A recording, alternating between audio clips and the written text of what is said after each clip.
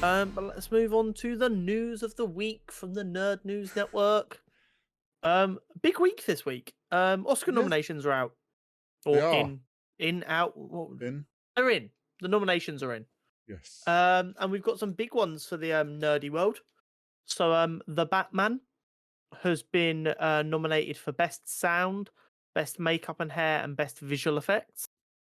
But it Uh, didn't get nominated for for cinematography, cinematography and best which I would, score. yeah, which a lot of people aren't impressed with, and I I can't say that I disagree with them. yeah, I don't how it didn't get cinematography, I don't know.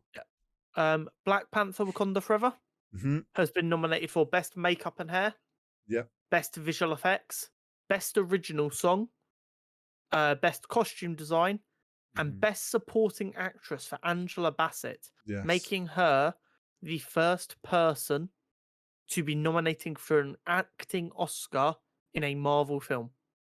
Yes, it does, doesn't it? And it would also be her first Oscar. Which would be And a hell of well, an I mean, it'd be Oscar. huge for her, but Yeah. like she's been in a number of other films that I forget the name of now, where people feel like she was robbed of an Oscar. So people are like, okay, whether you like superhero films or not, this woman should have had an Oscar years ago. So let's make sure Mhm. she gets it here, Let's please. let's not have another Leonardo DiCaprio issue where Yeah, yeah, we have to wait exactly. every time. It's like, "Hmm?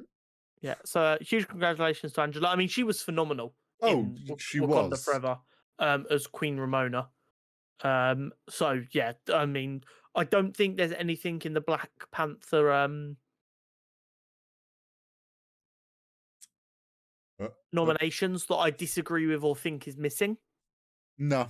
Um, and then Avatar: The Way of Water has been nominated for Best Picture, um, Best Production Design, Best Sound, and Best Visual Effects. Let's throw it out there. It's going to win Best Visual Effects. I was gonna say, I wouldn't be surprised if it won Best Visual Effects, and I do think it's earned Best Visual Effects. Yeah, no, I have no issue with that. Best Picture is fucking outrageous. Well, it's just because it's earned a load of money, so they're like, "Oh, Yeah, well, we but have to nominate it." no, but if that's the case, Avengers: Endgame and Infinity War should have won Best Picture. Yeah, If that's but what we're going off of, we know the Oscars don't like superhero films. so here's my problem with it being given Best Picture. Don't get me wrong, I haven't seen it, but I've read enough on the internet from people whose opinions I trust to Mm, know that it has done the exact same thing that the first one did. And yes, it looks stunning, but the story is not that fucking impressive. So how the fuck can it win Best Picture? Because Best Picture isn't about the best thing you see; it is about the film. mm, So I have no issue with it winning Best Visual Effects because yes, it looks stunning. I'm a-okay with it winning that. yeah, Best Picture is a fucking slap in the face to everything else that's even been nominated because it does nothing special. yeah, but we have to also remember this is the Oscars. Yeah, I mean the Every, Oscars mean very everyone little. is, yeah, and everyone is well aware that there is some little backhand deals with the Oscars for, oh, we I nominate I this, we don't would nominate this. I would say with Chest that if Avatar: The Way of the Water is nominated for Best Picture, Black Panther and Batman should both be as well. Yeah, I would Um, agree. Black Panther: Wakanda Forever is a phenomenal film with a basically entirely ethnic cast and production crew that Hmm. made an absolute masterpiece of storytelling. And Batman changed the superhero genre from what we thought it had to be. Yes. So if we're going to say Avatar from a full film point of view has done enough to get nominated, I think both of them have as well. Um, Yeah, it's and that's my main sticking point. I'm not saying they should be nominated for Best Picture, but I'm saying if Avatar: The Way of the Water's on there, they should be as well.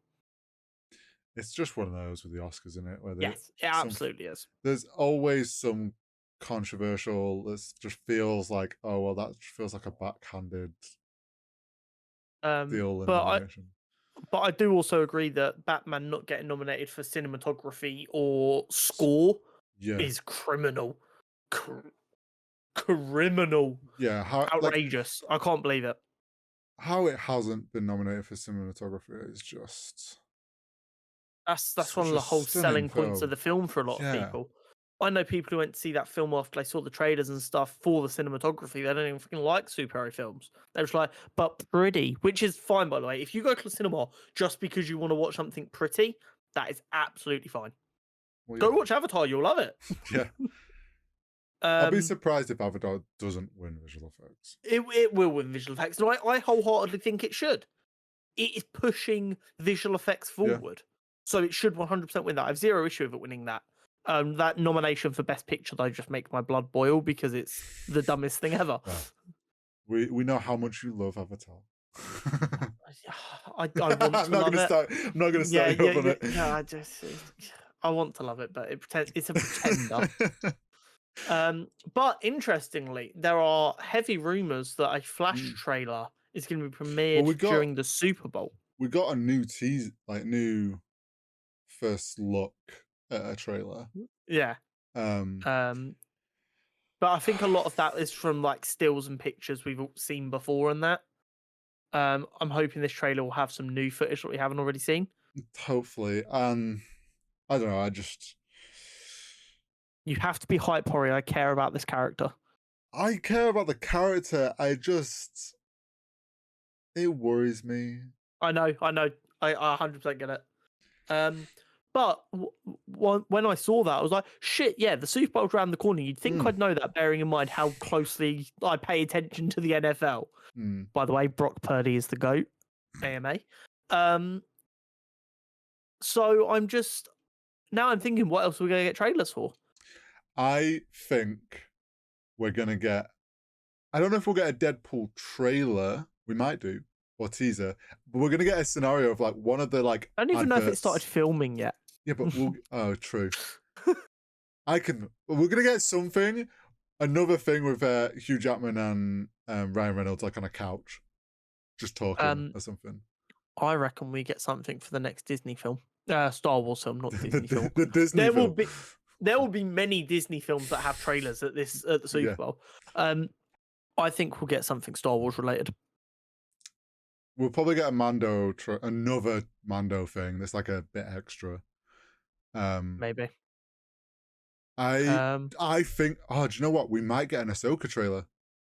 We might do. There is a lot of big stuff coming out March to July time. So this is like prime advertisement spot. There's going to be an Ant-Man Super Bowl spot. There's going to be like 100%. some extra little scene that we haven't seen. Yeah, a big important hit. Yeah. There might be Guardians. You might get Guardians second trailer. Yeah, we might. What comes out? Let me look at that picture I sent you earlier of what's coming out. I'm trying to remember do we get an Aquaman trailer? That's not coming out till the back end of the year. I'd be surprised. Right, yeah, so true. March 17th is Shazam. We've already seen the trailer for that, but they might rerun the trailer for that.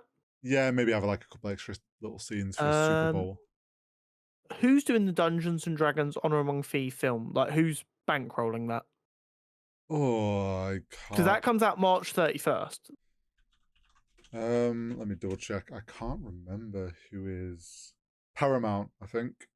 They might spend enough money on that to get another trailer for that out. We'll probably get a Spider-Man Across the Spider-Verse trailer. Yes. Because that comes out June 2nd.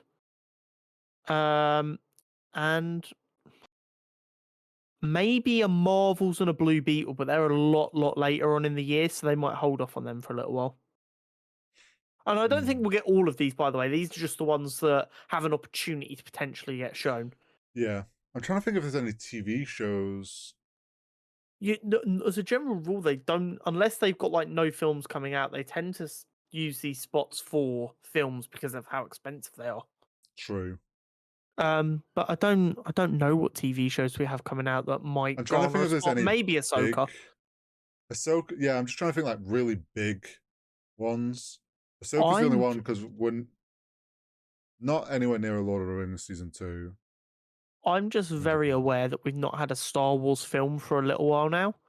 So this might be when they announce like a teaser for the next Star Wars film that's going to be coming early next year or whatever. Yeah, possibly. Like, that would be like a prime spot. Middle of the Super Bowl, Brock Purdy's got the 49ers up 49-0. Go to a break, fucking Do you know what would be episode great? 10. Well, no, do you know what would be great? Is if it's like a completely like black screen, and then there's like one red lightsaber lights up, and everyone's like, "Oh shit, it's Kylo Ren or something with Vader again," and then there's just like 5 more red ones behind him or something, and we're just like, "Oh, we're getting Sith timeline." Yeah, It's like bitch. it's just Yeah, bitch. pure red lightsabers, and you're like, "Oh shit." Or even better, you get like one, and then you get another, and they bring them up, and you see like the Revan mask, Ooh, and you're just yeah. like, internet collectively melts down. Nerds and football fans all going ham on the timeline. Yeah. But But I yeah, think it'll be interesting to see what we get during the Super Bowl, lads. There's always some corkers in there. yeah, there is. Apparently, Prime, the KSI and Logan Paul beverages, got a Super Bowl lad as well. Jeez. Money men. Yeah, they've made far too much money off that drink to should not be able to warrant a What's Super the Bowl. best shop in Waikiki? Oh, stop. No. Abdul, come closer. Fucking do not spend £100 on a bottled drink, ladies and gentlemen. No. It's ridiculous that anyone has to say that, but I'll say that. And then the big bit of news. Yes. I mean, it's not. This is a huge bit of news for, I think, content creators everywhere to be aware of. And just Because the nerd world. yeah, because it might pave the way for other people. Yeah. Critical Role has signed a multi-year deal with Prime Video. Mhm. This is going to start with the adaptation of their second campaign, Mighty Nine. Yes, correct. So, But apparently they're looking to also include films, as well as potentially a docuseries about like the background behind it all and that. It looks like yeah. they're willing to go all in on like, how the fuck does this Critical Role shit go? So they teased or announced the deal along with like a thing. The basically was just like panning through their studio, and it was like them all doing their voices for the Mighty Nine characters and stuff. Mighty Nine was the second campaign that they started after the Vox Machina one concluded. Everyone in new characters, same voice actors. And yeah, they're turning it into an animated. So I mean, this was obviously already planned anyway, but like to have this deal in the works, and then what I should have said is the opening 3 episodes, I think on Rotten Tomatoes got like 100%. Oh, Like, what, of this season of Vox Machina? yeah, like it got like I'm not surprised. They're phenomenal.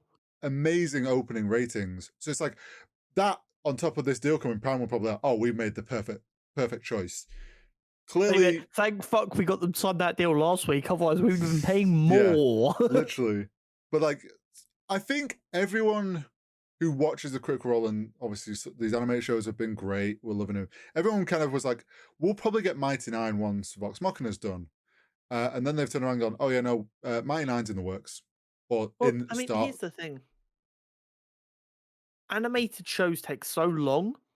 They can get these guys recording the voice lines ages in advance, and then just like, if they have like say 2 sets of animators, they're like, okay, so season 2's just been finished, so now you start working on season 1 of Mighty Nine, while these guys are working on season 3 of Vox Machina, and then they can just keep like leapfrogging each other to make sure like every year, every 18 months, the next season is dropping. Well, like the thing as well is, to be real, like they don't have to. They're not fully writing a script from scratch. Exactly. From scratch. The amount of time that must save. They've got Matt's got writers on board, and there's like a small team of writers for this now. To basically, they're going through adapting, obviously, what happens in the live show into a format, a script that works for animation, and then also adding in little bits and like readjusting stuff so it float like as you would. So it seems from that teaser that like the first script's already, or the first like writing process is already well underway. So I think it's going into production. So we're going to get Mighty Nine. Wouldn't surprise me if we get season 1 of Mighty Nine before we get season 3 of Vox Machina. Which I think would actually be good business. Yeah.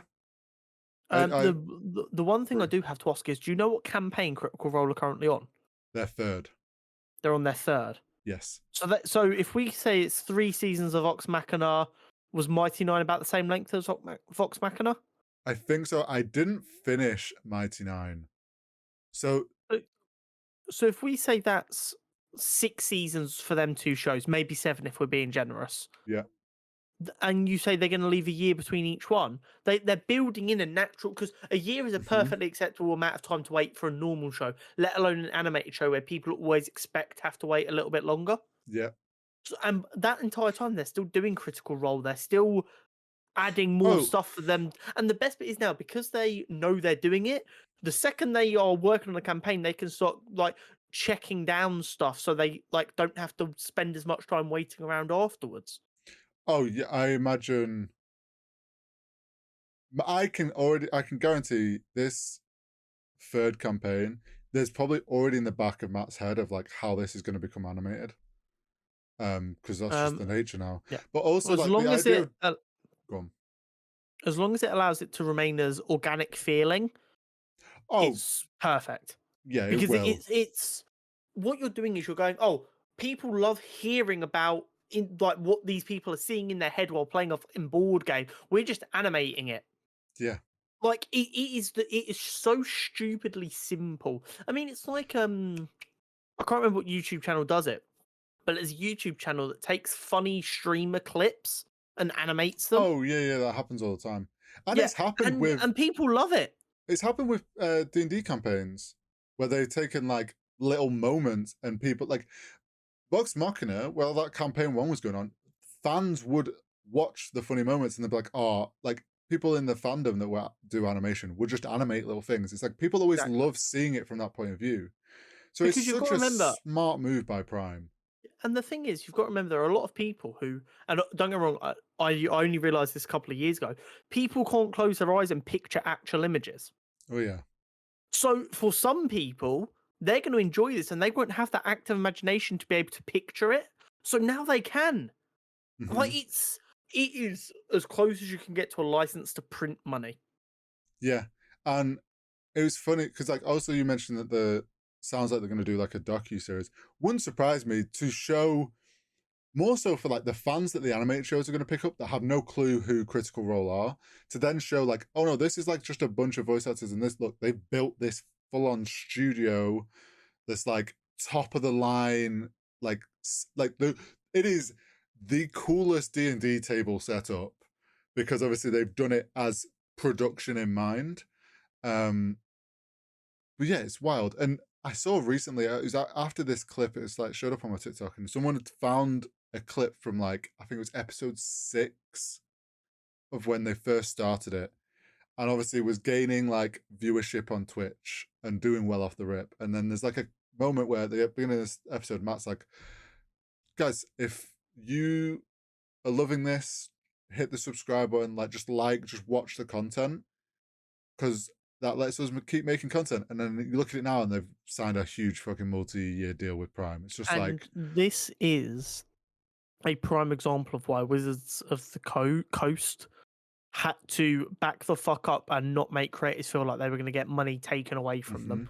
Because I promise you, this show and the future series of this show is only going to help D&D. Wizards of the Coast will get their money from the amount of people who watch this and go, holy shit, D&D sounds fun as hell, and go and buy a book to try it. yep. And then I'm also now thinking, there's been lots of like, so obviously they've had the main campaigns going. During campaign 2, they went back and obviously I don't want to spoil things, but they did a special one-off episode of Vox Machina again for something that happened as they ended the campaign just after. So like they have the ability Like a to film. well yeah, they have the ability to go back and do like a animated film as a special of just that, turn that into it. They also have some characters, they have like some small short campaigns that are like 6 episodes or 10 episodes long that could be turned into like we say animated films if they wanted to make them into specials. 90-minute specials, yeah. They did one that was a special episode where they all played bears, and one of them, and Matt played as Trinket, Vex's bear, Phenomenal. and they basically did. I think they all got like polymorphed, so they had to be bears pretending to be people. And it Brilliant. was like it was a fun just one up. Like you could fucking turn that into like this. Critical Role's got all these things, and it also because they're their own entity. They're friends with like the people that do Dimension 20, Brennan Lee Mulligan. He all his D&D shows. Here's to say like what if they not necessarily bring them under, but like them making a deal with Prime opens the door to some of these other bigger D&D shows to also get this like to be looked at now. Yeah, And 100%. like you say for content creators, like it opens a new door now of if you're producing story driven content like that, like there's many avenues that can be developed into to reuse. Imagine you've got like, as in, I'm not saying this would be successful, but as a for instance, say you've got like a RPing Minecraft server that just blows the fuck up. Well, how about the Dream Like, is that? SMP that Do you know everyone was what I talking mean? about? Yeah, Do you know what like I mean? Like you've got a Minecraft RP server, so these people are their characters, and it's very deep lore, and it blows up in the way the Dream SMP did. You could find a way to make that work. yeah, you really could. Like there's a Like lot there's of so many options. exactly. And I think And video games and video game content and board game content has never been higher. as long as and because creators want to be in more control of stuff like that, it's not like because of just our generation and how we perceive when like Critical Role's full control over all of this anime. Like they were the ones who went to the animation studio and have written it, and it's just Prime's just putting it out there. Creators are in more of that mindset of wanting to keep control. So it's like there's no risk of them selling it to like Prime and then Prime completely turns into something it's not. I think that era of like bad game alter like real Bad, cheap, yeah, it's money grabs are hopefully gone.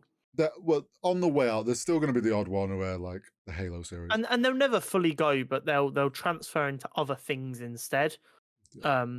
Instead of poor video game adaptations. But Yeah. I mean, it's an exciting thing to see happen. And if Vox Machina season 1 and the first 3 episodes of season 2 are anything to go by, we could have a long running good stem of Critical Role entertainment here. animated shows. Yeah, 100%. That is just gonna rake them in money. Yeah.